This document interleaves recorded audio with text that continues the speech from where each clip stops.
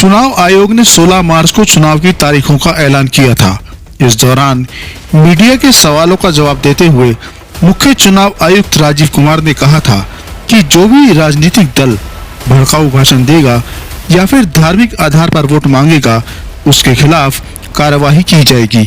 सरकारी मशीनरी का इस्तेमाल किसी भी राजनीतिक दल के प्रचार के लिए नहीं किया जाएगा।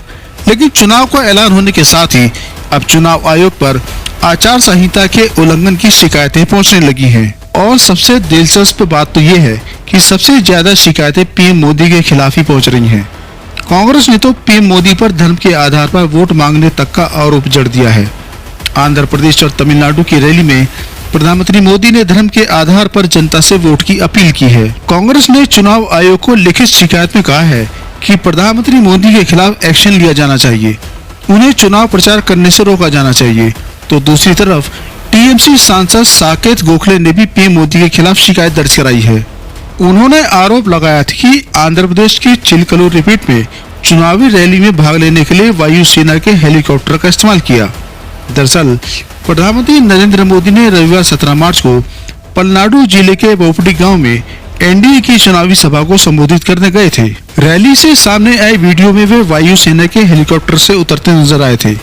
टीएमसी सांसद साकेत ने आंध्र प्रदेश चुनाव आयोग को शिकायत की कॉपी सोशल मीडिया एक्स पर भी शेयर की है। उन्होंने ये भी कहा कि चुनाव आयोग ने 16 मार्च को चुनावों की तारीख का ऐलान करते समय ये चेतावनी दी थी कि आचार संहिता के उल्लंघन से सख्ती से निपटा जाएगा।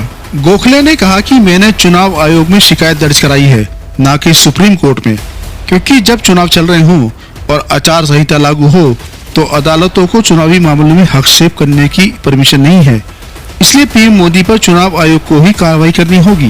टीएमसी ने एक और शिकायत बीजेपी के खिलाफ चुनाव आयोग में की है।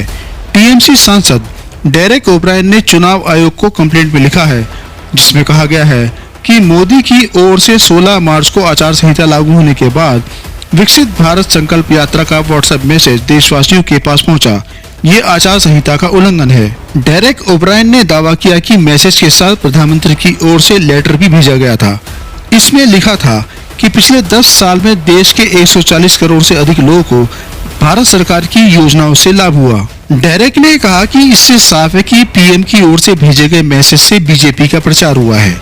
इससे पता चलता है कि प्रधानमंत्री मोदी बीजेपी केंद्र सरकार के राजस्व के जरिए अपनी योजनाओं का प्रचार कर रही है। डेरेक ने कहा कि हमारी पार्टी चाहती है कि लोकसभा चुनाव को सुप्रीम कोर्ट मॉनिटर करे। बीजेपी की गंदी चालें भारत के चुनाव आयोग जैसे संस्थाओं को खत्म कर रही हैं।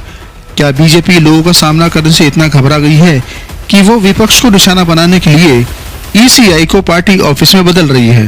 पीएम के खिलाफ एक के बाद एक दर्ज की गई शिकायतों से साफ है कि इस बार विपक्षी दल पूरी तरह से सतर्क है और पहले दौर की नामांकन प्रक्रिया शुरू होने से पहले ही बीजेपी के सबसे बड़े स्टार प्रचारक प्रधानमंत्री मोदी पर दबाव बनाने में जुट गए हैं। विपक्ष की तरफ से चुनाव आयोग से मांग की जा रही है कि जिस तरह से प्रधानमंत्री मोदी आचार संहिता का उल्लंघन कर रहे हैं, ऐसे में उनके खिलाफ एक्शन लिया जाना चाहिए।